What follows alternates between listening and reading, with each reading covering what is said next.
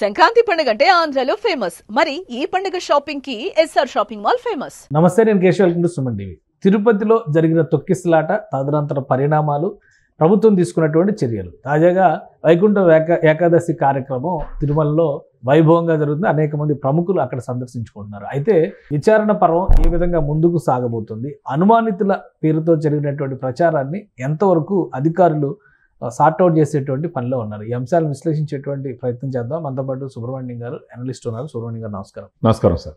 తిరుమల వెంకటేశ్వర స్వామి దర్శనం కోసం జరిగినటువంటి ఘటనలు, మొత్తానికి వైకుంఠ ఏకాదశి అయితే వైభవంగా జరుగుతుంది. చాలా మంది ప్రముఖులు కూడా సందర్శిస్తున్నారు. తిరుపతి క్షేత్రం కూడా ఆ స్థాయికి తగ్గ రీతిలో అలంకరణలు కూడా జరిగినాయి. అయితే ముఖ్యమంత్రి తీసుకున్నటువంటి నిర్ణయాలు, ఒక ఇద్దరి సస్పెన్షన్, ముగ్గురి బదిలీ, దీని తర్వాత జరగబోయేటువంటి ఇన్వెస్టిగేషన్, జ్యుడిషియల్ ఎంక్వైరీ అనేటువంటి ఒక ప్రకటన చేశారు. సో ఏ విధంగా ముందుకు సాగొచ్చు, అలానే ఘటనలు జరిగిన చోట్ల కొంతమంది ఉద్దేశపూరితంగా రెచ్చగొట్టారు అనేటువంటి ప్రచారం కూడా జోరుగా సాగుతుంది. దీనిపైన ఎంక్వైరీ జరుగుతుందని చెప్పని అధికారులు చెప్తున్నారు. సో దాని స్టేటస్ ఏంటి సార్? ఇప్పుడు మీరు చూసినారంటే మొన్న జరిగిన ఘటన మనకు అక్కడున్న అధికారుల నిర్లక్ష్యం క్లియర్గా కనపడుతుంది సార్. కోఆర్డినేషన్ మిస్ అయింది. ఇంకా కూడా కొంచెం పెత్తందారి ఆలోచన విధానంతో నడుస్తుంది.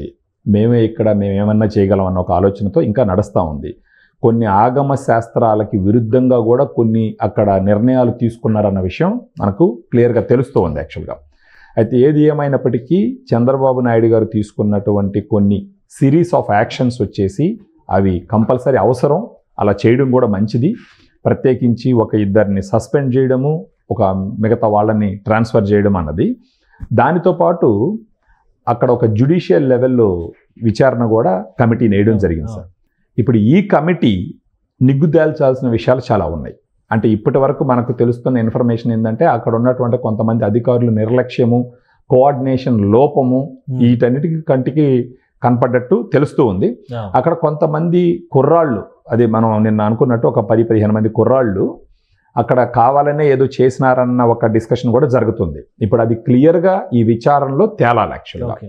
సో ఇప్పుడు మనం అనాలిసిస్ అన్నప్పుడు అన్ని డైరెక్షన్లో ఆలోచించాలి సార్. మనం క్లియర్గా నిన్న వీడియోలో కూడా క్లియర్గా చెప్పినాము. ఫస్ట్ చెప్పిన పాయింట్ ఏంటంటే అక్కడ నిర్వహణ లోపం కంటికి కనపడుతుంది క్లియర్గా అని చెప్పేసి.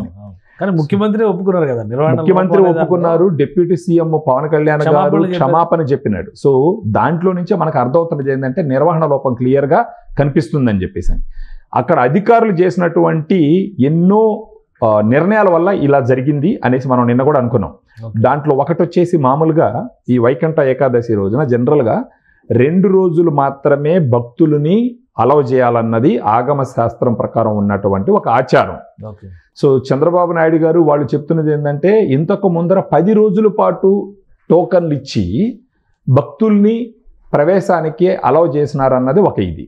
సో ఇది ఎవరిని కనుక్కొని చేసినారో అదే కంటిన్యూ అవుతుంది ఇప్పుడు అనేసి. అలా చెప్పి కూడా చంద్రబాబు నాయుడు గారు చేయి దులుపుకోవడం కరెక్ట్ కాదు. ఇప్పుడు ఆయన అన్నారు, గత తప్పిదాలకి అప్పుడు తీసుకున్న నిర్ణయాలకి కొనసాగింపుకి మేము కూడా బాధ్యత వహించాలి. బాధ్యత ఆయన కూడా అన్నారు. ఈ పాటికే కంట్రోల్ తీసుకొని ఉండాల్సింది అక్కడ. ఇప్పుడు అక్కడ ఉన్న ఈవోల్ని అందరిని కూడా మార్చినారు. కొంచెం సమగ్రంగా వాళ్ళందరూ పరిశీలన చేసి మార్చారు. వాళ్ళందరూ మార్చినారు. వాళ్ళందరూ ఈ పాటికి ఇవన్నీ స్ట్రీమ్ లైన్ చేసి ఉండాల్సింది. సో మనం ఏంటంటే 6 నెలలు అయిపోయింది, 7 నెలలు అయిపోయింది, ఇంకా కూడా గత తప్పిదాలని చెప్పేసి చెప్పుకుంటూ ఇలాంటి మరణాలు జరగడం మాత్రం కరెక్ట్ కాదు అది. సో అనాలిసిస్ అని వచ్చినప్పుడు మనం అన్ని రకాలుగా ఆలోచిస్తాం. అక్కడ నిర్వహణ లోపం ఒకటి, తర్వాత కొంతమంది కుర్రాళ్ళు అత్యుత్సాహం ప్రదర్శించినారనేసి, తర్వాత అధికారుల మధ్య కోఆర్డినేషన్ లేదనేసి, తర్వాత ఇంకా పాలక మండలి పూర్తిగా గ్రిప్ తీసుకోలేదని చెప్పేసి. సో ఒకరికి ఫేవర్గా మాట్లాడడం అనాలిసిస్ కాదు కదా సార్. సో ఇప్పుడు ఉన్న అన్ని కోణాలు మనం డిస్కస్ చేయడమే అనాలిసిస్ యాక్చువల్గా. దాంట్లో భాగంగా నిన్న ఆ 15 మంది కుర్రాల గురించి కూడా డిస్కషన్ చేయడం జరిగింది. కొంతమంది అనుమానితులు ఉన్నారనేది వాస్తవం. అది ఇమీడియట్ ఇన్సిడెంట్ జరిగిన వెంటనే బాధితులు, ప్రత్యక్ష సాక్షులు చెప్పింది ఏంటంటే కొంతమంది రెచ్చగొట్టారు, గేట్లు ఓపెన్ చేశారు, టికెట్లు ఇస్తున్నారని చెప్పేసి అప్పుడే ఎవరు రేపు కదా ఇవ్వాల్సింది, ఉదయం కదా ఇచ్చేది అని చెప్పారంటే కూడా లేదు ఇచ్చేస్తున్నారని చెప్పంటేనే ఎగబడ్డారు అనేది. సో ఎవరు రెచ్చగొట్టారు, ఉద్దేశపూరితంగా రెచ్చగొట్టిన వాళ్ళు ఉంటే వాళ్ళని ట్రేస్ చేయడం కష్టమా? ట్రేస్ చేయడం కష్టం అవ్వకపోవచ్చు సార్. అది కాకపోతే అక్కడ ఏంటంటే ఒక 2500 మంది పైన ఉన్నారు ఆ పద్మావతి పార్కులో అన్నది ఒక ఇన్ఫర్మేషన్. 4000 అంటున్నారు. 4000 మంది. కలెక్టర్ గారు 2000 అన్నారు, కానీ ఇంకా ఎక్కువే ఉన్నారన్నది ఒక అంచనా అక్కడ. దాంట్లో సీసీ కెమెరాల వ్యవస్థ గాన అక్కడ పటిష్టంగా గాన ఉంటే గనక కొంతవరకు ట్రాక్ చేసే అవకాశాలు ఉంటాయి. బట్ దాన్ని కూడా సీరియస్గా తీసుకొని సిటీ మొత్తం కూడా వాళ్ళు కొంచెం గాన ఎంక్వైరీ చేస్తే వాళ్ళు ఎవరో కనిపెట్టే అవకాశం ఉంటుంది యాక్చువల్గా. కానీ మనం ఇప్పుడు అన్ని పాయింట్ ఆఫ్ వ్యూలో మనం ఒక అనాలిసిస్ చేసేటప్పుడు గుమ్మడికాయల దొంగ ఎవరంటే భుజాలు తడుముకున్నట్టు తడుకోవాల్సిన అవసరం లేదు యాక్చువల్గా. సో ఈ రకంగా మనకు పవన్ కళ్యాణ్ గారు ఒప్పుకున్నారు తప్పు జరిగిందని చెప్పేసి అని, ప్రభుత్వ పక్షాన్ని ఒప్పుకున్నారు. అత్యుత్సాహం ప్రదర్శించొద్దని చెప్పేసి ఇద్దరు చెప్పినారు, బాధ్యత వహించాలని చెప్పినారు. ఇమ్మీడియట్ గా దెన్ అండ్ దేర్ కొన్ని డెసిషన్స్ తీసుకొని సస్పెండ్ చేయడము, ట్రాన్స్ఫర్ చేయడం అన్నీ జరిగింది. సో వాళ్ళకి క్షతగాత్రులు అయిన వాళ్ళకి, ఇప్పుడు చనిపోయిన వాళ్ళకి, కుటుంబానికి ఒకరికి తిరుమల తిరుపతి దేవస్థానంలో ఒక ఉద్యోగం ఇవ్వాలా, 25 లక్షల రూపాయలు పరిహారం ప్రకటించినారు. కొంచెం దెబ్బలు తిన్న వాళ్ళకి 5 లక్షల రూపాయలు పరిహారం ప్రకటించినారు. సో ఇది నష్ట నివారణ అని చెప్పలేం, కానీ ఇంక పోయిన మనుషులు తీసుకురాలేం కాబట్టి ఆ తర్వాత ఆ కుటుంబానికి ఇచ్చే ఒక ఊతంగా చూడాలి దాన్ని. సో ఇప్పుడు బాధితులకి, క్షతగాత్రులకి, వీళ్ళందరికీ వైకుంఠ ద్వారా, ఉత్తర ద్వారా దర్శనం కూడా ప్రత్యేకంగా తీసుకెళ్లి ప్రత్యేకంగా చేయించడం జరిగింది ప్రభుత్వం. అంటే ఒక ఘటన జరిగిన తర్వాత రియాక్ట్ అవడం, తప్పిదాలను సరిచేసేటువంటి ప్రయత్నం. మేము తప్పు చేసిన ఆ విషయంలో ప్రభుత్వ పనితీరు ఎలా ఉంది? మామూలుగా సార్ ఇప్పుడు రాజకీయాలు ఎలా ఉంటుందంటే, ఇప్పుడు ఏదన్నా నాకు ఒకవేళ నేను రాజకీయ నాయకుడిని, నేను ఒక తప్పు చేసినాను, మీరు తప్పు చేసినారని అన్నారు, ఫస్ట్ హ్యూమన్ సైకాలజీ ఎట్లుంటుందంటే డిఫెన్స్లోనే పడతాం. నేను చేయలేదని అక్కడున్న అధికారుల మీద దొయ్యడమో, లేకపోతే పాలసీస్ మీద దొయ్యడమో, లేకపోతే పరిస్థితులకి వదిలేయడమో ఏదో ఒకటి చేస్తాం. అలా కాకుండా ఒక కొత్త రకమైన ఒక దీనికి వాళ్ళు శ్రీకారం చుట్టినారు. ఎవరు? సీఎం గారు, డిప్యూటీ సీఎం గారు.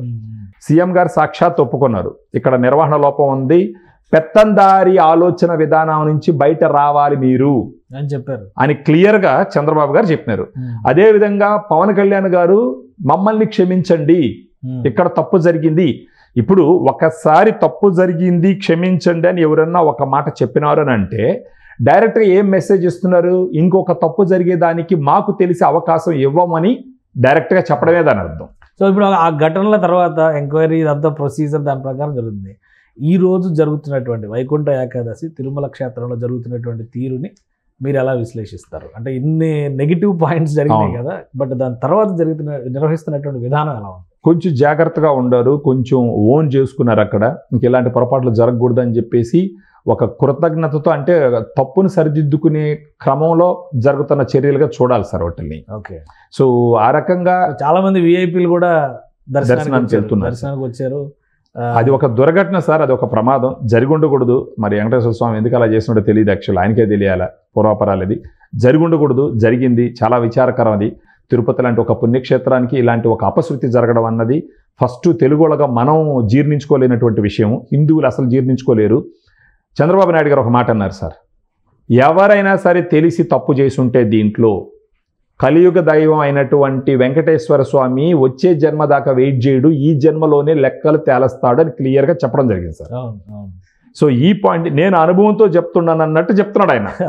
ఎంతో మందిని చూసినానని చెప్పేసి చెప్పడం, ఈ జన్మలోనే లెక్కలు తేలస్తాడు తెలిసి చేస్తుంటే అని ఇంకా అంత ఇదిగా చెప్తున్నారు అని అంటే ఇంకా దాన్ని మనము ఒక ఎవిడెన్స్ ఉన్న పాయింట్గా మనం కన్సిడర్ చేయాలి.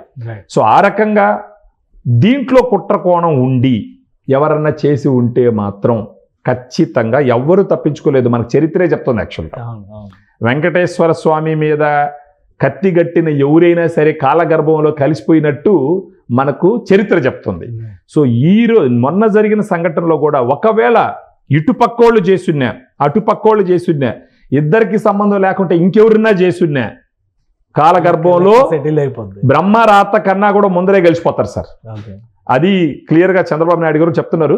సో ఏది ఏమైనప్పటికీ అది కొంచెం విచారించదటువంటి ఒక విషయం అందులో వైకుంఠ ఏకాదశి ముందర. సో ఇలాంటివి మళ్ళీ జరగకుండా అక్కడ ఉన్నటువంటి అధికారులు, ప్రభుత్వం కూడా జోక్యం చేసుకొని, ప్రత్యేకించి చంద్రబాబు నాయుడు గారు, పవన్ కళ్యాణ్ గారు కొద్ది రోజులు అక్కడ ఉన్న సిస్టమ్స్ అన్నీ సెట్ చేసే వరకు కొంచెం వాళ్ళు పర్సనల్గా తీసుకొని చేయడం అన్నది చాలా అవసరం కూడా సార్. అది రైట్. థ్యాంక్ యూ సుబ్రహ్మణ్యం గారు. ఇది తిరుమల తిరుపతి దేవస్థానాలు నిర్వహిస్తున్నటువంటి వైకుంఠ ఏకాదశి కార్యక్రమంలో అనేక మంది విఐపీలు పార్టిసిపేట్ చేస్తున్నారు. అలానే చాలామంది దర్శనానికి ఉదయం నుంచే ఈరోజు దర్శనాలు జరిగినాయి. ఏర్పాట్లు కూడా పద్ధతి ప్రకారం, సంప్రదాయాల ప్రకారం చేశారనేటువంటి రిపోర్ట్స్ వస్తున్నాయి. అలానే జరిగినటువంటి ఘటన, తొక్కిసలాట ఘటన అనంతర పరిణామాల విషయంలో ప్రభుత్వం మరింత అప్రమత్తత వహించింది. జ్యుడిషియల్ ఎంక్వైరీకి పిలిచినటువంటి నేపథ్యంలో అపాయింట్మెంట్ అయిన వెంటనే ఎవరెవరు వ్యక్తులు ఇందులో అత్యుత్సాహం చూపించారు, అలానే ఉద్దేశపూరితంగా ఎవరైనా ఇలాంటి దుశ్చర్యలకు పాల్పడితే కనుక కఠిన చర్యలు ఖచ్చితంగా ఉంటాయనేటువంటి సంకేతాలు స్పష్టంగా కనిపిస్తున్నాయని సుబ్రహ్మణ్యం గారు విశ్లేషిస్తున్నారు. ఇది special discussion. Keep watching. Suman టీవీలో మీ పర్సనల్ అండ్ బిజినెస్ ప్రమోషన్స్ కోసం కింది నెంబర్కి కాంటాక్ట్ చేయండి.